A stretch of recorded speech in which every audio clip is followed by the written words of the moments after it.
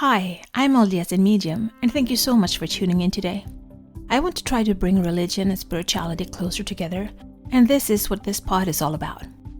I will talk about my own thoughts and feelings as I am both LDS and have spiritual gifts, something that I've had my whole life, but I always thought that it was hard to combine these gifts with my religion.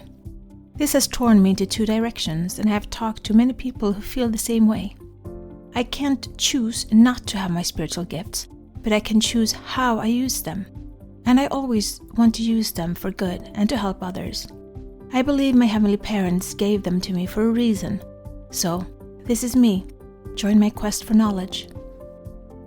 December 14th. I just want to start today with a happy birthday, Dad. My earthly father, who has had to endure a lot by being my dad, wouldn't change you for the world. But I'm really glad you chose a good wife to be my mom. Now, we continue in Luke 13 verses 6 through 9. Then he told this parable. A man had a fig tree growing in his vineyard, and he went to look for fruit on it, but did not find any. So he said to the man who took care of the vineyard, "For 3 years now I've been coming to look for fruit on this fig tree and haven't found any. Cut it down. Why should it use up the soil?" "Sir," the man replied, "leave it alone for another year, and I'll dig around it and fertilize it.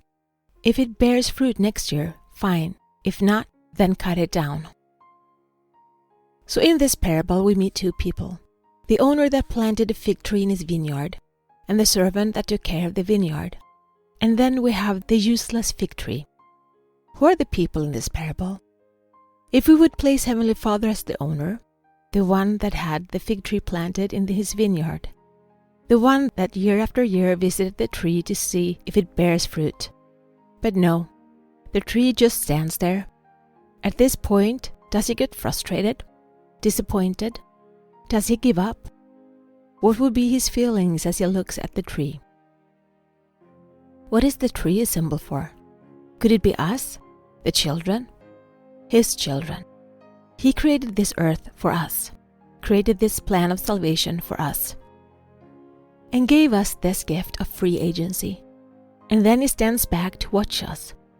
What do we create with everything he has given us?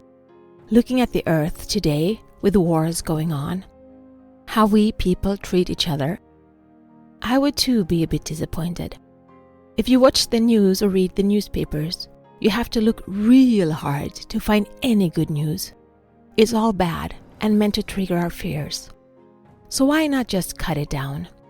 He pretty much did just that when he sent the flood. Delete and restart. But then we have the servant or the gardener. He pleads for the tree, promises to take care of it, fertilize it and water it, and dig around it. I mean, he didn't have to do it. It meant more work for him after all. And it's just a tree we're talking about, right? But Jesus came here and walked around, healing, teaching, gathering, and in the end, he suffered and bled from every pore, and finally gave up his life. It's getting closer to Christmas, and now is the time for giving.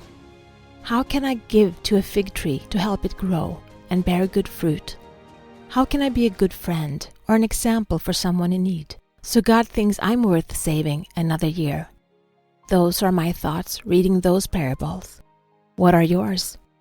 Be the light, share the light, spread the light, shine. This is my journey. Thank you so much for keeping me company today.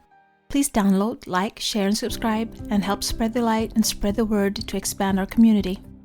Let's bring more love, peace, and unity to this world. Take care of yourself and your loved ones.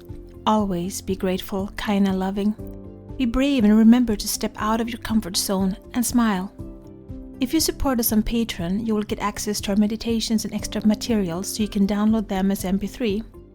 Also, we now have a Facebook group, which you can access from our Facebook community.